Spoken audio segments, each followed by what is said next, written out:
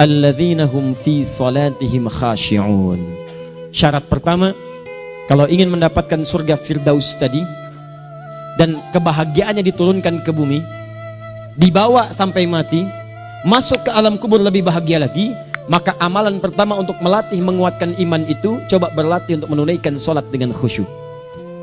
Kalau Anda kerjakan benar sholat ini, maka apa yang Anda dapatkan? Teman-teman ingat betul, saya mau tanya sebentar. Keabadian yang abadi disebut dengan sa'id. Kalau kita ingin turunkan ke dunia percikannya kita dapatkan, usahanya disebut dengan apa? Masih ingat? Aflah itu kalau didapatkan, kata dasarnya apa tadi? Falahun. Lihat baik-baik. Kata Allah dalam Al-Quran tadi, kalau ingin mendapatkan falahun, amalan pertama sholat. Makanya ketika dipanggil sholat, kalimat falah dilekatkan pada panggilan sholat. 5 kali diingatkan.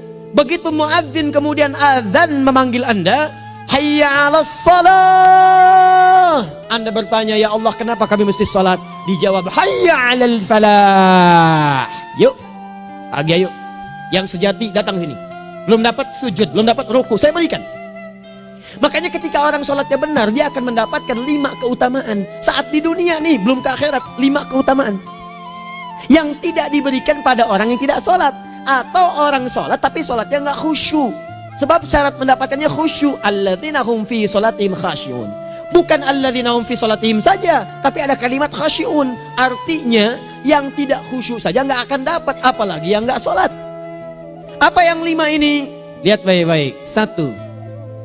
Orang yang sholatnya benar, pertama kali sebelum mendapatkan kebahagiaan hakiki dari Allah Subhanahu wa Ta'ala, akan dirubah dulu perilaku hidupnya menjadi perilaku yang lebih baik. Kalau orang itu sholatnya benar, maka sholat itu akan melatih dia untuk berubah, bertransformasi jadi orang baik.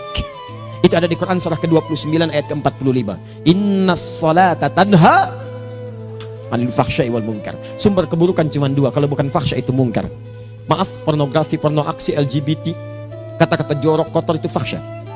Di orang sholat kata Allah, mustahil berkata-kata kotor. Orang sholat tidak akan pernah mencela. Orang sholat tidak punya kata-kata jorok. Jadi kalau ada sekarang orang yang sholat senang mencela orang lain, itu berarti ada masalah dalam sholatnya. Dan dia belum dijamin sebagai ahli surga terbaik. Dan hidupnya nggak bahagia. Nggak bahagia. Aneh nih. Sholat tapi senang celah orang. Aneh. Aneh. Yang paling bahaya adalah menikmati celahannya. Itu yang paling aneh. Anda ngaji. Anda ikut taklim. Taklimnya sesuai Quran, taklimnya petunjuk sunnah. Anda sholat, Anda puasa, tapi Anda masih senang mencela orang lain dan menikmati celahan itu. Kalau nggak mencela, kayaknya nggak komplit kehidupan. Maka ada yang salah dengan ibadah Anda. Ada yang keliru. Karena mustahil taat bertemu dengan maksiat, itu mustahil. Mungkar, keburukan yang diingkari oleh hati, sumbernya nafsu perut dengan akal. Bohong, mencuri, menipu, membunuh, merampok, membegal, mabuk dan sebagainya. Itu namanya mungkar. Orang sholat gak mungkin mengerjakan mungkar. Jadi kalau sholat kita benar, cukuplah Anda sholat, maka Anda akan jadi orang baik. Makanya kata Nabi, Anda punya anak dari kecil ajarin sholat. Sholat kalau naik jadi balik, kerjakan terus. Kasih pelajaran membuat dia mengerti. Kalau masih susah, berikan pelajaran. Ini sering diterjemahkan dengan memukul. Mukul di Arab beda dengan konteks mukul sekarang. Mukul di Arab tuh ngasih pelajaran supaya ngerti. Anda bisa terjemahkan dengan konteks lain. Uang jajannya tahan, yang kesukaannya simpan dulu. Bisa dengan konteks kekinian, tapi poinnya kenapa anak Anda dari kecil ajarin sholat, sampai kenalkan dengan masjid, ajari 3 tahun bawa ke masjid, kenalkan dengan masjid, gak ada masalah lari-lari itu sebelum waktu sholat. Kenalkan dulu. Dulu orang-orang tuh begitu, sebelum waktunya dikenalkan, jalan, begitu lari, biarin dulu.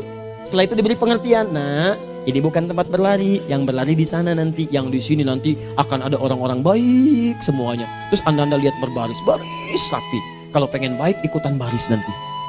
Terus nanti ada yang mimpin di depan, namanya imam. Imam itu siapa ya? Tetangga kita bukan yang Pak Imam, bukan. Bukan. Kalau tetangga kita namanya Imam S. Arifin. Kalau yang ini imam sholat namanya. Imam sholat itu nanti akan pimpin menyembah Allah. Allah siapa ya? Allah itulah yang memberikan ayah rizki. Allah itu yang memberikan ayah rizki sehingga bisa beli tobot buat kakak. Beli robokar poli, ini yang poli, ini yang embers, ini yang heli, ini dulu kakak semuanya tuh yang kasih Allah. Nanti kalau kakak bagus bisa ikut rapi di sini, Allah akan senang, akan ditambah lagi oleh Allah. Oh begitu ya, datang begitu caranya. Ini bukannya waktu sholat belum dikenalin tadi bawanya main-main di masjid. Bahkan ada yang agak repot lagi, di rumahnya susah diatur, dibilang, kamu ini susah diatur, main sana ke masjid, disuruh main, ya main di masjid. Yang salah bukan anaknya, orang tuanya. Apa rahasianya anak itu disuruh ke masjid, suruh sholat? Rahasianya, begitu anak itu sholat dengan baik, maka dia akan tumbuh jadi anak baik di kemudian hari. Itu maksudnya. Nah, sekarang saya agak bingung ini, pendidikan TK sekarang salah sih? Enggak, cuma saya agak bingung mikirnya. Ini anak belum diajarin sholat, udah diajarin manasik. Itu bagaimana cara berpikirnya Ferguson? Agak repot saya mikirnya tuh. Ya. Walaupun salah sih enggak, cuma saya bingung gitu. Kenapa nggak dikerjakan tahap yang pertama dulu? Tangga itu kan berurutan. Nggak bisa Anda lompat langsung ke 5. Kan 1, 2 belum terlewati. Jelas ya? Ah, ini gambarannya. Sholat nih. 1 pasti baik. Jadi kalau sekarang sholat, lisan belum baik, mata belum baik, sampai ke kaki, berarti ada yang salah sholatnya tuh. Ada yang nggak tepat. Tangan sembarangan, snack orang ngambil. Awas. Tuh sendal orang, mau wudhu nggak ada sendal, pakai sendal orang. Udah bilang belum? Kehujanan pakai payung orang. Udah bilang belum? Ya kan gampang Ustaz. Ini kan juga mungkin diikhlaskan karena Allah. Ya ikhlas, cuman pakainya belum minjam. Bagaimana kalau sedang pegang payung itu keluar, Anda meninggal? Nah, coba mikirin ke situ. Coba ke kantor. Kalau didorong proyek yang nggak jelas, minta tanda tangan, pikir lu bagaimana kalau meninggal? Kemarin saya sama teman-teman artis, saya katakan begini, Anda ya, kalau Anda mengaji dengan saya, jangan pernah menerima peran maksiat. Walaupun itu sekedar adegan, tapi itu maksiat. Kalau bayangkan ketika Anda memerankan itu, Anda diwafatkan oleh Allah Subhanahu Wa Taala. Maka demi Allah saya katakan tidak ada faedahnya Anda ngaji sekarang, ngaji besok. Ketika Anda menerima peran itu, Anda wafat dalam keadaan bermaksiat di hadapan Allah Subhanahu Wa Taala. Maka saya pun katakan pada Anda, ayo belajar yang betul, pahami. Bangun sholat, belajar, dalami seperti orang tua kita dulu. Tinggalkan nyontek, budaya yang gak jelas. Rasakan ketika nyontek Anda wafat. Apa yang Anda dapatkan? Di Libya itu, kalau nyontek, di Libya ya, saya pernah sekolah di Libya nih. Itu kalau nyontek, dibiarin aja dulu. Dan rekornya 100% ketahuan. Begitu sudah selesai, cuma jeda 2 jam, langsung ada panggilan. Si Fulan silahkan datang ke kantor. Apa yang disediakan di kantor sudah siap. Anda diberi waktu 2 jam dari sekarang, siapkan beres-beres koper Anda. Di sini sudah tertulis Anda akan pulang. Tiketnya sudah lengkap, dikawal 2 orang. Dituliskan di situ anak ini nyontek gak boleh kembali ke sini. Libya. Gak ada, zero tolerance bagi yang seperti itu. Keluar. Kami gak terima di sini. Harusnya begitu.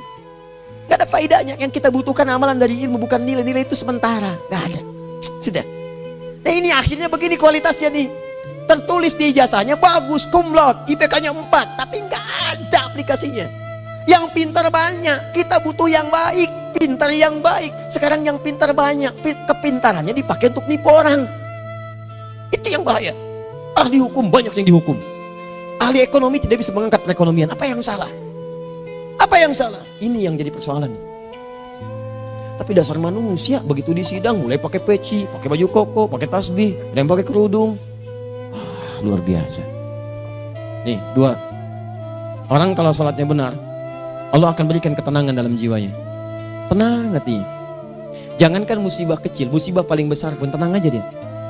Tenang, dia paham rumusnya. Allahu Akbar. Turun Quran surah ke-13 ayat ke-28. Ala bidzikrillahi tatmainnul. Yakinkan pada dirimu, zikir kepada Allah membuat hati tenang. Di antara turunan zikir amalannya adalah sholat. Dari mana taunya? Quran surah ke-20 ayat ke-14.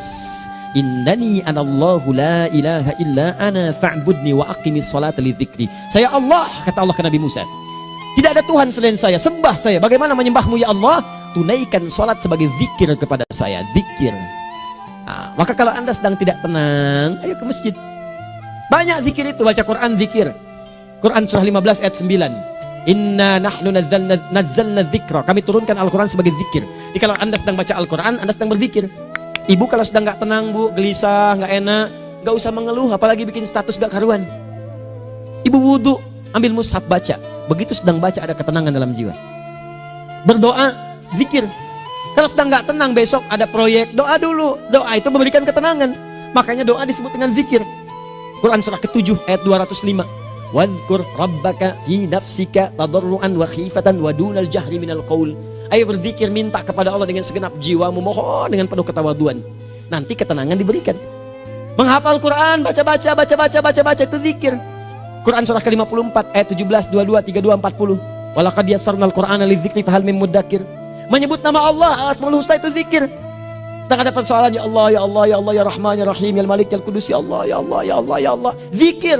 Dalilnya Quran surah kedua ayat 152. Fadhkuruni azkurkum. Sebut namaku, zikir. Apapun akan mengingatmu. Gimana menyebutnya? Ditafsir di Quran surah 17. Ayat keberapa? 110. Qulid Allah awid Rahman ayyamma tad'u falahul asmaul husna. Sebut nama Allah. Itu menenteramkan pada jiwa. Sedangkan sholat gabungan dari semua zikir tadi. Bukankah dalam sholat Anda baca Al-Quran? Bukankah dalam sholat Anda menghafal Al-Quran? Bukankah dalam sholat Anda berdoa? Bukankah dalam sholat Anda istighfar? Anda mohon digabungkan semua itu. Amalan sholat menggabungkan semua jenis zikir. Masa Anda nggak tenang juga? Makanya sholat, jangankan sholat ya, tempat sholat itu yang menenangkan. Tempat sholat, tempat paling tenang di muka bumi.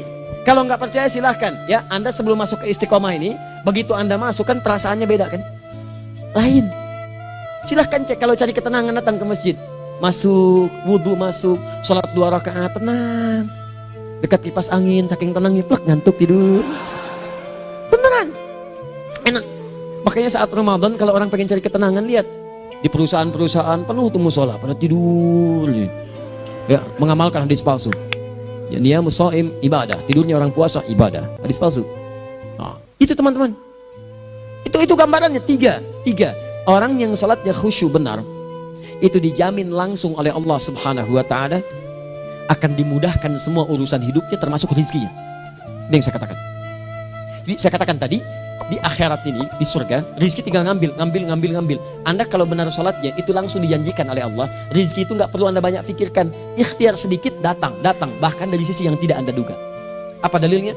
Quran surah ke-65 ayat 2 dan 3. Ditafsir di Al-Baqarah ayat 2 dan 3. Wa may yattaqillaha yaj'al lahu makhraja.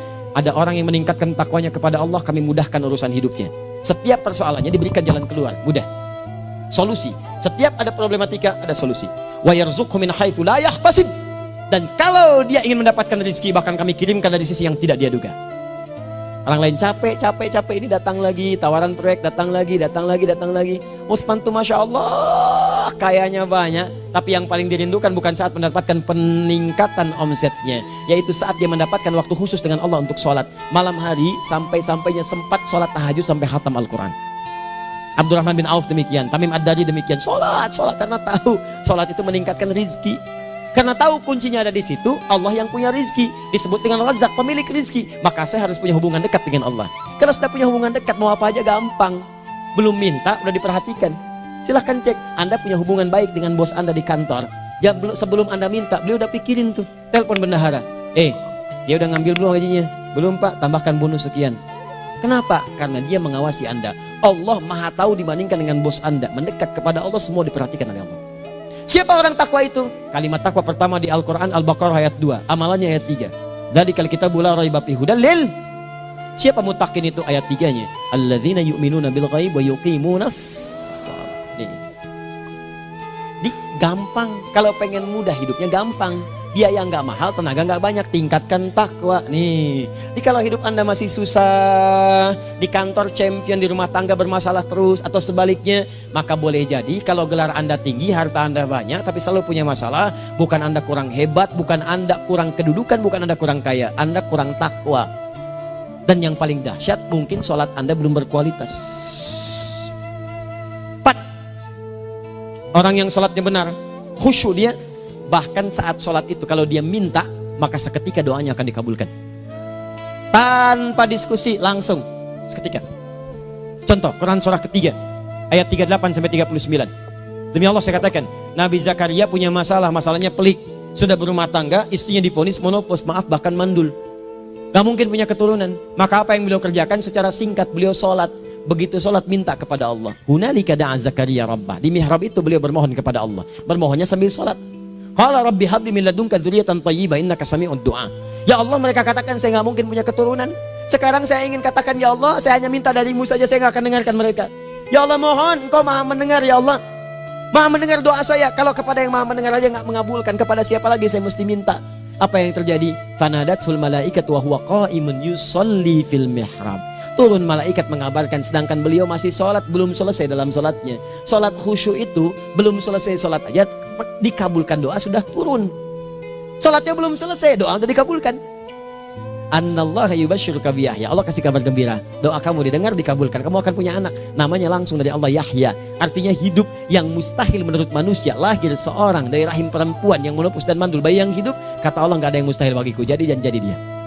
Berita baiknya, Nabi Zakaria sholat dikabulkan. Umat Nabi Muhammad sebelum sholat sudah ditunggu oleh Allah, mau minta apa aku kabulkan sekarang. Hadisnya qudsi, saya bacakan. Hadatsana qala Rasulullah sallallahu alaihi wasallam, qala Allahu azza wa jalla, qasamtu shalah baini wa baina abdi. Kata Allah, saya bagi dua ya salat antara aku dengan hambaku. Wali abdi ma sa'ala. Kalau hambaku benar salatnya, aku berikan apapun yang dia minta sekarang. Idza qala al-abdu alhamdulillahi rabbil alamin. Bagian pertama, kalau hamba benar membaca Al-Fatihahnya dari alhamdulillahi rabbil alamin, kalau Allah azza wa jalla dijawab oleh Allah, hamadani abdi, hambaku sedang memujiku. Wa idza qala ar-rahmanir rahim, jika hambaku berkata ar-rahmanir rahim, qala Allah azza wa jalla athna alayya abdi, hambaku sedang menyanjungku. Wa idza qala maliki yaumiddin, qala Allah azza wa jalla majjadani abdi, kalau hambaku mengatakan maliki yaumiddin, kata Allah hambaku sedang mengagungkanku. Perhatikan sekarang. Wa idza qala al-abdu iyyaka na'budu wa iyyaka nasta'in, jika hambaku berkata sekarang, ya Allah, kami sekarang ibadah, salat menyembahmu, dan kami sekarang sedang punya masalah, kami hanya minta tolong kepadamu ya Rabb. Apa jawabannya? Beda dengan sebelumnya. Kata Allah, hadza baini wa baina abdi, inilah perjanjian antara aku dengan hambaku. Wali abdi, kalau hambaku benar khusyuk salatnya sampai detik ini, baru sampai Al-Fatihah itu pun belum tuntas, baru sampai Al-Fatihah itu pun belum tuntas. Kalau benar bacaannya betul, salatnya dari takbir sampai dengan selesainya, sampai ayat itu, iyyaka na'budu wa iyyaka nasta'in, kata Allah, masalah apapun yang dia minta sekarang aku akan kabulkan. Besok saya kasih rahasia yang di KBP. Ada awal pembuka di awal sebelum Al-Fatihah yang kalau Anda benar bacanya, itu pengantar kepada pengabulan doa di Al-Fatihah. Apa itu? Besok. 5. Yang kelima ini yang paling diharapkan, dan ini penutup dalam kajian kita malam ini. Teman-teman sekalian, perhatikan baik-baik. Jika Anda benar mengerjakannya, maka Allah akan jamin langsung Anda akan mendapatkan kesuksesan dan kebahagiaan di semua aktivitas Anda. Kalau jadi suami, suami yang sukses, rumah tangga yang bahagia. Kalau jadi pegawai, pegawai yang sukses, dan di kantor bahagia. Masih ingat? Kesuksesan yang menghadirkan kebahagiaan, konteksnya dunia disebut dengan falah, dipegang disebut dengan aflah. Dikembalikan lagi ke atas, ke surah ke-23 ayat 1 dan 2. Qad aflahal mu'minun. Apa amalannya? Alladzina hum fi salatihim khashi'un. Persoalannya, kalau Anda salat belum mendapatkan satu di antara 5 ini, apa masalahnya? Pertama masalahnya, kata Al-Quran, boleh jadi yang salat itu belum khusyuk. Apa itu khusyuk? 2 maknanya, dan saya tutup di sini. Apa yang 2 itu? 1, kebanyakan orang salat masih membawa dunia dalam salatnya. Makanya kalau pengen khusyuk, kata Allah, maka Anda rasakan akan bertemu Allah. Rumusnya Quran surah kedua ayat 45 sampai 46. Rasakan secara singkat, mungkin itu sholat terakhir yang Anda akan kerjakan dalam kehidupan. Mungkin di sholat itu Anda wafat. Kata Allah, alladzina yadhunnuna annahum mulaqu rabbihim. Orang khusyuk itu sudah kelihatan dari sebelum sholat, dia sudah merasa persiapan menghadap Allah. Persiapan ke manusia aja, dia sudah siap-siap, mandi dulu, ganti pakaian, pakai parfum, macam-macam dan sebagainya, hanya memenuhi undangan manusia. Allah mengundang Anda 5 kali dalam sehari. Ya maaf, mengabulkan doa Anda, mencukupkan kebutuhan, menyembuhkan kalau sakit, disiapkan Anda. Harusnya apa? Penampilan sempurna. Kata Quran, orang khusyuk itu kelihatan sebelum sholat, pakaiannya kelihatan. Quran surah 7 ayat 31, ya bani Adam khudhu zinatakum inda kulli masjid. Hai anak cucu Adam, kalau tiba panggilan dari masjid, kenakan pakaian terbaikmu. Di anak cucu Adam tuh kelihatan. Kalau orang khusyuk, begitu azan kelihatan pakaiannya lain. Pakaiannya indah. Khudhu zinatakum, kenakan pakaian terbaikmu. Dipakai, bertemu Allah. Bertemu manusia aja pakaian bagus-bagus. Ini aneh ya, ada orang salah ibadah aja. Orang salah ibadah pakaiannya bagus-bagus. Lihat nih hari-hari tertentu, besok tuh orang mau ke tempat masing-masing tuh. Ada yang pakai jas, pakai dasi, pakai batik, pakai kebaya. Anaknya dibawa, dikuncir 2, bawa manisan macam-macam. Mau salah ibadah aja, tampilan bagus. Masa antum yang benar ibadahnya nggak bagus? Bedakan. Pakaian futsal, pakaian sholat ganti dengan yang sholat. Ini gimana pakaian sholat pakai pakaian futsal? Depannya gambar Messi, belakang Ronaldo. Ah, repot. Malaikatnya juga bilang, kamu salah baju, harusnya Luka Modric.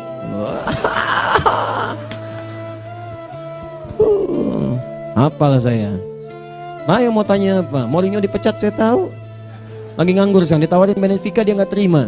Sekarang jadi dia komentator di BeIN Sport. Nanti sebentar lagi dia akan komentari laga Saudi dengan Qatar dan komentari laga Arsenal dengan Ipswich. Digantikan oleh Solskjaer. Dia super sub dulu. Ya, super sub. Ya, the baby assassin, ya pembunuh yang berwajah baby face. Masuknya di akhir-akhir, gol. Sekarang melatih dia 5 kali kemenangan, belum kalah sama sekali. Saya hafal itu. Tapi masih di urutan ke-6, tapi jaraknya ke yang ke-4 itu tinggal 3 poin lagi. Hafal saya. Liverpool tahu cuma 4 poin sekarang bedanya, kemarin 7 kalah 2-1 sama Manchester City. Walaupun banyak analisis yang menyebutkan mungkin itu diberikan saja gitu kan, karena ada yang lain-lain. Hafal kedua Manchester City, hafal saya. Ayo mau tanya apa lagi? Tottenham Hotspur ke bawahnya, ada Chelsea, ada Arsenal, baru kemudian Manchester United. Liga Italia, wah udah gak kekejar Juventus. Ya, apa lagi? Dan seterusnya lah. Gak ada ujungnya bahas yang begituan. Jelas ya? Maksud saya, Anda tanya itu saya jawab. Tapi tidak menghilangkan ibadah kita yang lain. Dan apa ruginya? Ya tahajud lah. Apa yang bisa dikerjakan besok, lihat besok. Ya kan tahajud kan bisa besok. Ada orang tahajud jam 10 pagi? Gak ada. Lebih baik Anda kerjakan malam tahajud. Yang tidak bisa dilihat malam bisa dilihat besok. Cara berpikirnya bagaimana kalau besok meninggal? Gak kesampaian teman-teman sekalian. Gak kesampaian. Nah maka dari itu, Anda kalau mau ada panggilan sholat, siap-siap baju yang bagus. Itu sempurnakan. Anda panggilan orang mandi. Panggilan Allah, buka Quran surah 5 ayat 6. Sempurnakan wudhu. Ya ayyuhalladzina amanu idza qumtum ila sholati faghsilu wujuhakum. Wudhu yang baik. Berpakaian yang rapi. Kenapa? Karena boleh jadi saat dipanggil Anda wafat saat itu. Maka wafat Anda dalam keadaan yang suci, dengan keadaan tobat, dengan pakaian terindah pada saat itu. Yang kedua, maaf, orang-orang kurang khusyuk itu saya tutup. Yang kedua itu karena kebanyakan orang sholat tidak paham, tidak mengerti apa yang dibaca dan dilakukan dalam sholatnya. Jujur pada diri sendiri, jawab pada diri Anda. Sampai sekarang Anda sholat, berapa persen bacaan sholat yang Anda pahami? Jangan-jangan selama ini Anda sholat ribuan kali sujud, ribuan kali ruku. Gak ada yang paham yang dibaca. Sekian persen yang paham, bagaimana sholat Anda bisa khusyuk? Pekerjaan Anda dipahami, urusan akhirat Anda gak dipahami. Di mana cara berpikirnya? Aku yang bagaimana atau engkau yang harus bagaimana? Ya, coba berubah. Nah ini baru satu amalan, belum yang lainnya. Ada 5 amalan lagi yang kalau kita bisa turunkan itu, selain sholat yang khusyuk, maka jaminan tadi akan datang. Baru sholat khusyuk aja 5 datang, apalagi ditambah dengan 5 amalan lainnya lagi. Demi Allah saya katakan, dunia kecil sekali, gak ada nilainya. Akhirat aja enak, nikmat. Saya ketemu Ustaz Arifin beberapa waktu lalu, dan kita doakan semoga Allah berikan kesembuhan, kesehatan. Saya datang, biasa kita adamin berdoa, duduk. Bang istirahat, bang butuh istirahat, umat udah nunggu. Dah gak usah mikir yang lain, karena beliau cerita masjid, cerita zikro, cerita mana. Ya insya Allah, nitipin ini, nitipin itu dan seterusnya. Dan yang paling indah adalah, wah bang kita saling panggil weekend. Nikmat, gak ada yang senikmat ini. Zikir, Allah, doa. Nah bayangkan sakit tapi masih nikmat gitu. Nikmat. Iya bang, saya paham. Istirahat dulu. Banyakkan nanti orang jengkuk. Saya pamit dulu ya, supaya bisa istirahat, supaya tenang. Lama kita pegangan tangan, ngobrol, saling mendoakan. Itu nikmat. Dan cara berpikirnya kalau sudah pakai iman, semua nikmat. Ada uang nikmat, gak ada uang nikmat, sakit nikmat. Karena cara berpikirnya lain. Nanti kita bertemu lagi, saya terangkan pada Anda. Dan saya contohkan satu kisah. Bahkan ketika ada orang yang diuji Allah dengan ujian yang sangat luar biasa, yang menurut sementara orang itu ujian sangat luar biasa menggetarkan jiwanya dan susah untuk bertahan, tapi orang ini nikmat saja menjalaninya. Nikmat. Ada yang di rumah tangga, ada yang di macam-macam. Contohnya banyak. Satu contoh saya berikan di malam ini. Satu kali suami istri, wah luar biasa. Istrinya itu cerewetnya Pak, bukan cuma cerewet, ngeselin bagi suaminya. Maaf Bu ya, bukan ibu maksudnya. Jadi semua yang dikerjakan suami salah. Pengen mangga, ayah kalau kita sekarang dibeli mangga. Kenapa mangga yang ini? Saya pengennya mangga yang lain. Belikan mangga. Kenapa beli mangga aja? Jeruknya mana? Jeruk. Semua. Pokoknya semua yang kerjakan suami salah. Tapi suami tidak pernah mengeluh. Ini kerjakan, itu kerjakan. Satu kali, perhatikan cara memandangnya. Ketika iman sudah masuk ke dalam jiwa. Kata temannya, akhi, istri kamu ini begini nyusahin kamu. Kenapa kamu gak cari yang lain? Kan gampang ada syariat. Udah pisahin aja cari yang lain. Kamu tenang ibadah. Apa jawabannya? Hey, Allah sudah turunkan surga ke saya lewat dia. Kenapa kamu meminta saya untuk menjauhinya dan meninggalkan surga saya? Di cara melihat dia, bukankah ketika ada berbagai keluhan saya sabar? Bukankah sabar mendekatkan saya ke surga? Allah kirimkan tipikal istri seperti ini supaya mendekatkan saya ke surga. Dengan itu kan saya banyak pahala. Saya sabar, pahala banyak. Sudah Allah berikan pahala kepada saya. Kamu malah nyuruh saya untuk berpisah dengan pahala itu. Perhatikan cara berpikirnya. Indah. Kalau rumah tangga seperti ini semuanya enak. Suaminya biasa-biasa, istrinya cantik, luar biasa. Begitu berdandan kelihatan kata suaminya, Masya Allah, wajahnya tak berpaling, mata tak berkedip. Kata istrinya, ya zauji madzabik, sayang kamu kenapa? Wallahi syakiran lillah bihadari, demi Allah aku bersyukur mendapatkan istri secantik kamu. Kata istrinya, nahnu fil jannah zauji, kita berdua di surga. Kata suaminya, kok bisa begitu jawabanmu? Iya, kamu bersyukur dengan keadaanku, aku bersabar dengan keadaanmu. Catat. Bukankah orang syukur dan sabar di surga? Tuh lihat, canda-canda orang-orang soleh itu begitu. Nikmat ketawa walaupun nyelekit di hati. Cuman bawaannya enak gitu. Nah, nanti itu ada tuh, nanti saya turunin tuh. Yang di rumah tangga, yang ini, yang itu nanti. Kapan? Pertemuan berikutnya. Jadi kita cukupkan dulu di malam ini apa yang kita pelajari supaya nanti nggak terlampau banyak kita dapat materi, cuma sayang sedikit mengamalkan. Saya sudah tuangkan di sini, banyak saya tuliskan termasuk di keluarga, di macam-macam. Ini saya tulis tapi silahkan Anda baca, kalau ada manfaat silahkan dapatkan, kalau ada yang kurang silahkan sampaikan untuk dikoreksi. Semoga Allah muliakan kita semua insya Allah. Sekali lagi, perbaiki hidup, jangan banyak mainnya, dan sudah jangan banyak membuang dengan yang sia-sia apapun yang dihadapi. Sekali lagi, tolong jaga kondusivitas, bantu negara kita, ketertiban, keamanan. Kalau saya menyampaikan sesuatu ada singgungan dengan yang kekinian, itu maksudnya koreksi masukan-masukan supaya diperbaiki. Tapi tetap dalam urusan pemilihan kita punya pilihan masing-masing yang tidak boleh dipaksakan. Jelas ya? Baik, jadi ya saya sampaikan sekali lagi. Pertama, pilih mana? Anda dipaksa harus ikut, atau yang kedua, kita bebas memilih sesuai dah.